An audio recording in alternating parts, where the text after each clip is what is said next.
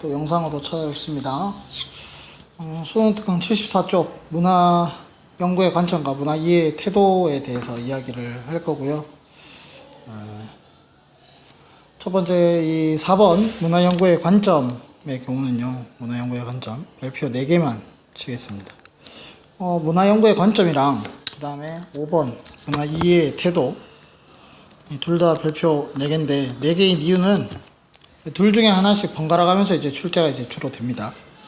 그래서 이렇게 별표를 쳤고요. 먼저 문화 연구의 관점과 문화 이해의 태도. 이게 내용이 좀 말이 좀 비슷한 것 같긴 하죠. 사실 뭐 크게 차이가 나진 않는데요. 먼저 문화 연구의 관점 이렇게 이해하시면 될 것 같아요.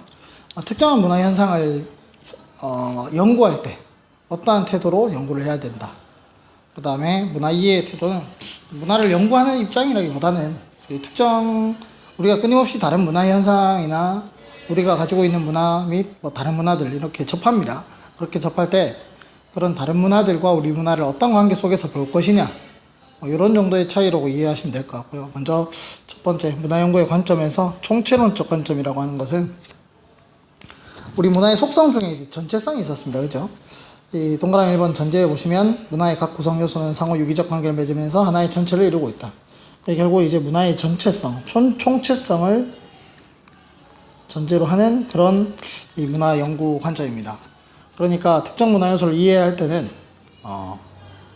이 특정 문화 요소를 이해할 때는 이 특정 문화 요소하고 이 관련되는 다른 문화 요소나 전체와의 관련 속에서 문화의 의미를 파악을 하는 이런 태도를 말합니다. 이런 방법을 말합니다. 예를 들어서 힌두교의 암소 숭배 문화가 있습니다.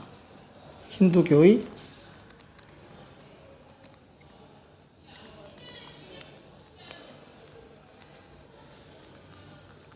이 하나의 종교 문화인데요. 이게 왜 일어났느냐를 알아보기 위해서 인도의 이제 농업, 인도는 이제 소규모 농경이 주로 합니다. 소규모 농경을 할 때는 이제 소의 노동력이 필요하기도 하고 또 음식 문화를 또 연결시켜 보니까 소 사료랑 인간이 먹는 음식이 안 겹쳐.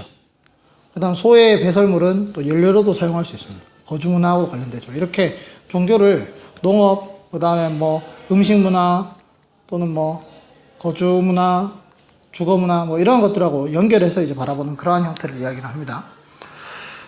그래서 이러한 총체론적 관점은 편협하고 왜곡된 이해 이러한 것들을 방지하는 데 역할을 한다 이렇게 이해하시면 되겠죠.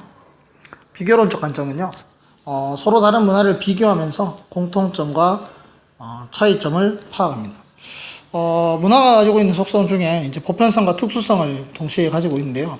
기본적으로 이제 약간 공유성하고 관련됩니다. 이 같은 문화를 가지고 있는 사람들끼리 서로 이 다른 굳이 의미 부여를 새롭게 설명하지 않아도 이해가 되고 서로 이렇게 의미를 주고받는 건데요. 그런 특징을 이제 공유성이라고 하죠. 예를 들어서 한중일, 한국과 중국과 일본 모두 다 젓가락 씁니다. 식습관을 비교해 보니까 젓가락을 써. 이게 공통점이야. 근데 찾아보니까 젓가락의 길이가 다 달라. 일본이 제일 길대요. 중국이 제일 짧고. 일본이 왜 기냐 하면 생선을 많이 먹어서 좀 뾰족하답니다. 뼈를 발라내고 해야 되니까. 그리고 일본하고 중국은 나무인데 우리나라는 쇠예요. 지금 쇠를 많이 사용하죠.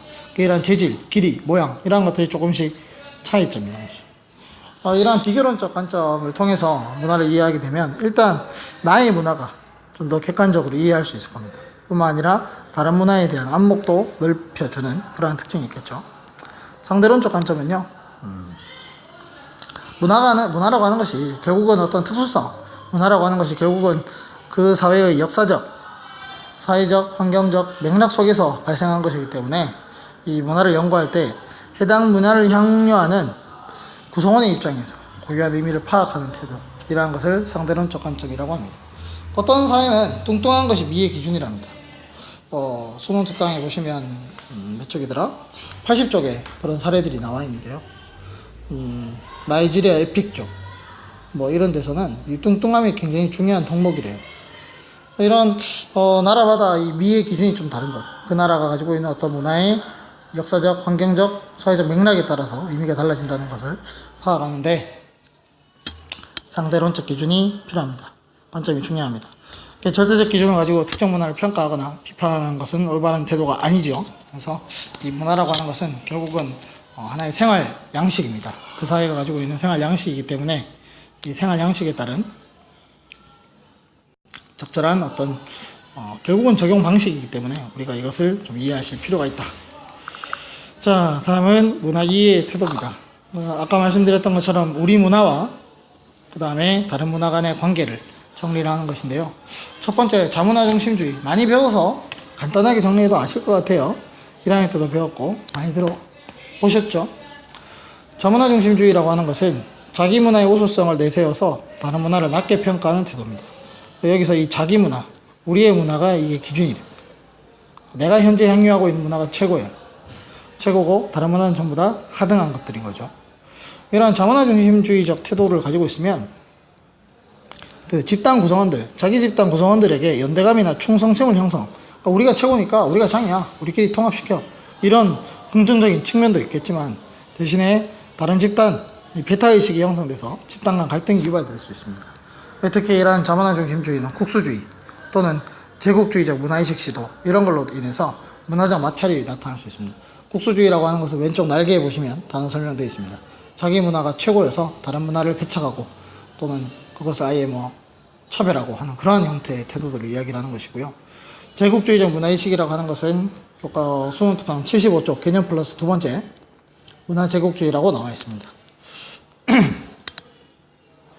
문화 제국주의에서 세 번째 줄 주로 강대국이 주변 약소국들을 문화적으로 지배하는 것 이러한 현상을 이제 문화 제국주의라고 이야기를 하고요.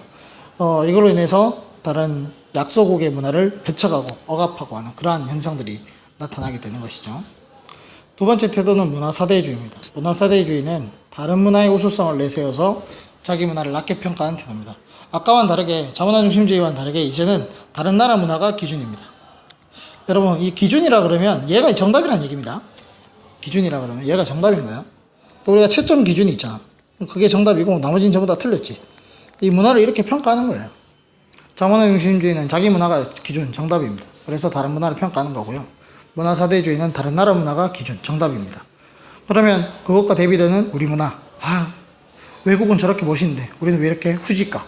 이런 생각을 하게 되는 그런 상황을 이야기를 하는 것이죠. 그래서 이런 문화 사대주의 관점은 한편으로는 자기 문화의 낙후성도 개선하고 또 선진 문물을 수용하는 데 도움이 된다는 그런 측면이 있긴 합니다. 그래서 자국 문화 발전에 기여할 수는 있더라. 그렇지만 이러다 보면 자기 문화의 정체성이나 주체성을 상실할, 그러니까 우리 문화가 가지고 있는 어떤 고유성 이런 것들을 잃어버리는 그러한 문제가 생길 수도 있겠죠.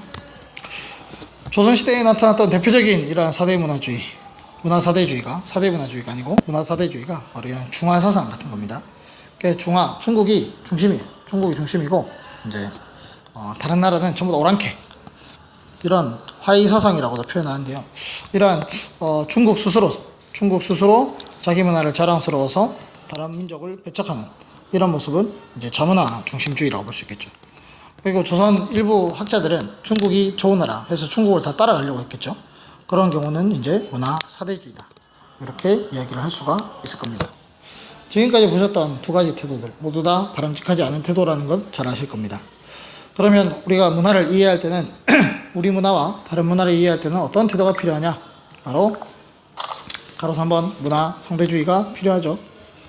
자, 문화 상대주의라고 하는 것은 문화는 평가의 대상이 아니에요. 문화는 우열을 평가가 아닌 이해의 대상이다. 그러니까 평가한다는 것 자체가 무엇이 좋고 나쁘고라는 것이 있는 거죠. 근데 쌤이 아까 상대론적 관점에서 뭐라 그랬어요? 문화라고 하는 것은 결국 그 사회가 처해 있는 환경적, 역사적, 사회적 맥락에 따른 적응 방식입니다. 그러니까 인간이 동물에 비해서 신체적으로, 육체적으로 열등함에도 불구하고 이렇게 살아남을 수 있었던 것은 다 문화 때문이거든요. 이런 문화라고 하는 것이 더운 나라에선 더운 나라대로, 추운 나라에선 추운 나라대로, 우리나라처럼 강대국이 껴있는 나라에, 강대국 틈에 둘러싸인 나라는 그 나름대로 이 살아가는 하나의 어떤 방식들이 있는 것이죠. 그렇기 때문에 문화라고 하는 것은 무엇이 좋다, 나쁘다, 고귀하다, 그렇지 않다 이렇게 평가할 대상이 아닌 겁니다. 그래서 사실 좁은 의미의 문화라든지 좁은 의미의 문화와 같은 그런 형태 고급스러운 것을 가지고 문화라고 하는 그러한 태도는 바람직하지 않은 거죠. 이런 것처럼 문화를 평가의 대상이 아닌 이해의 대상으로 보는 태도를 문화 상대주의라고 합니다. 이러한 문화 상대주의를 가져야만 우리는 문화적 다양성을 보존하는데 기여할 수 있습니다. 다양해야 합니다. 그러니까 특정한 사회의 문화만 전 세계에 존재한다. 매우 바람직하지 않죠. 우리나라 안에서도 이 지역의 문화, 저 지역의 문화 이런 것들이 다양하게 존재해야만 건강한 생태계를, 문화 생태계를 구성해 나갈 수 있는 것이죠. 대신에 주의하셔야 될 것은 극단적 문화 상대주의, 이걸 치우칠 경우에는 보편적 가치의 실현을 저해할 수 있습니다. 여기서 극단적 문화 상대주의는 뭐냐면요, 개념 플러스 하단에 나옵니다. 인류의 보편적 가치를 벗어나는 행태에 대해서도 용납하는 이러한 태도를 극단적 문화 상대주의라고 합니다. 그럼 여기서 말하는 인류의 보편적 가치라고 하는 것은 뭐냐? 인간의 기본적인 인권들을 이야기합니다. 주로 이제 뭐 생명권, 뭐 자유, 뭐 이런 것들을 이야기를 하는 거거든요. 생명, 다 쓸까요? 생명권, 자유, 신체의 자유 이런 것들. 그 사례로 나와 있는 것들이 보시면 여기 보면 뭐 명예살인이라든지 여성 할례 이런 것들이 있습니다. 명예살인은 많이 들어보셨죠? 그 이슬람권인가 힌두교권인가 같은 그쪽에서 그 가족이 정해준 남자가 아닌 다른 남자와 이렇게 연애를 하거나 사랑에 빠지거나 이렇게 되면 그 여성을 이 친족들이 뭐 사촌이나 또 오빠, 동생 이 사람들이 그 여성을 죽이는 겁니다. 이제 우리 가족의 명예를 더럽혔다 이거죠. 저 정해진 남자랑 결혼하기로 했는데 딴 남자랑 놀아놨다 뭐 이런 식으로 되는 겁니다. 여성 할례 이런 것들은 여성 할례는 아프리카 지역에서 나타나는 뭐 풍습 중에 하나인데요. 이 여성의 생식기 중에 겉부분을 잘라냅니다. 뭐 이렇게 순결 뭐 이런 것들 때문이라고 하는데요. 굉장히 상상만 해도 끔찍하죠. 이런 여성 할례로 인해서 굉장히 많은 이 어린 여학생들, 굉장히 어린 애들한테 자행되는 행위입니다. 그러다 보면 그 고통에 사망하는 경우도 굉장히 많이 생기고, 이 감염되거나 또는 그걸로 인해서 어떤 여러 가지 성병이나 이런 것들 걸리는 경우도 굉장히 많거든요. 이런 것들은 그 사회의 어떤 종교적, 어떤 문화적 태도다라고 이해할 것이 아니라 인간의 생명권 또는 인간의 신체 자유 이런 것들을 억압하는 것이다. 이렇게 이해를 하셔야 될 것 같습니다. 따라서 이 인류의 보편적 가치를 존중하고 인류의 보편적 가치를 지키면서 이 각 문화의 태도를 존중하는 그러한 태도를 이제 보편적 문화 상대주의라고 부릅니다.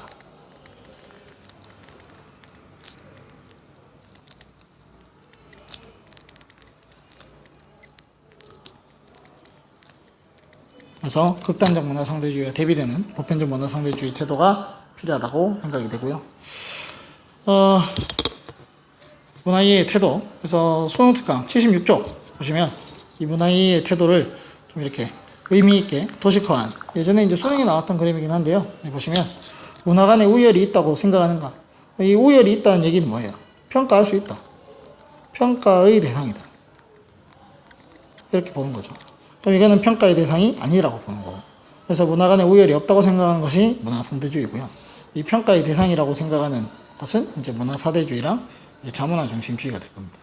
이 둘을 이제 구분하는 특징은 뭐 이런 것도 들어갈 수 있고 뭐 다른 것도 많이 들어갈 수 있습니다. 그죠? 이 관련 문제가 수능 특강에 보시면 5번, 실전 5번이나 실전 5번, 뭐 기본 8번 이런 것들이 요거와 관련된 문항들인데요. 최근 들어서는 이런 형태로도 자주 출제되니까 잘 기억해 주셨으면 좋겠습니다. 자, 오늘 15분 안에 딱 끝났습니다. 그러면 다음 시간에 뵙겠습니다. 수고하셨습니다.